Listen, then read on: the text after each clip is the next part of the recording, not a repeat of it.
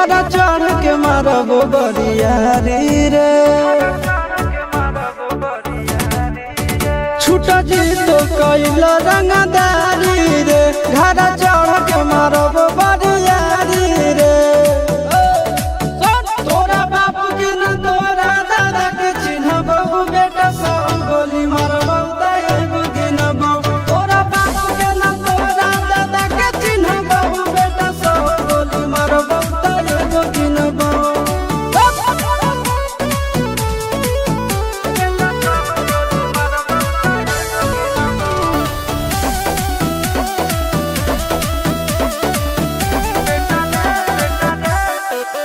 बेटा रे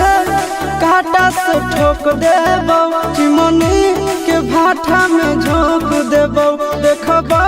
कवन बाप बचैतौ तोरा प्रशासन के गाड़ी भी रोक देबौ बेटा जी सुनो बेटा रे काटा से ठोक देबौ चिमनी के भाठा में झोंक देबौ देखबौ कवन बाप बचैतौ तोरा प्रशासन के गाड़ी भी रोक देबौ तोरा जैसन के हम खड़े खड़े गिनबौ बेटा सब गोली मारबौ त एगो गिनबौ तोरा बाप के न तोरा दादा के चिन्हबौ बेटा सब गोली मारबौ त एगो गिनबौ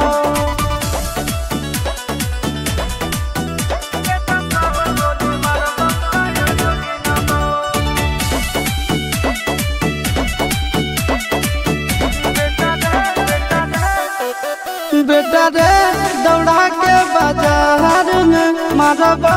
गोली तोर कपार में रंगदारी जे करभी बिहार में गड़ देबौ गंगा जी किनार में इतना मार पड़तो न बेटा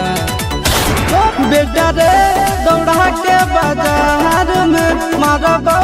गोली तोर कपार में रंगदारी जे करभी बिहार में गड़ देबौ गंगा जी किनार में कहो चिंटू आशीष के कारण सुनबौ बेटा सब गोली मारबौ त एगो गिनबौ तोरा बाप के न तोरा दादा के चिन्हबौ बेटा सब गोली मारबौ त एगो गिनबौ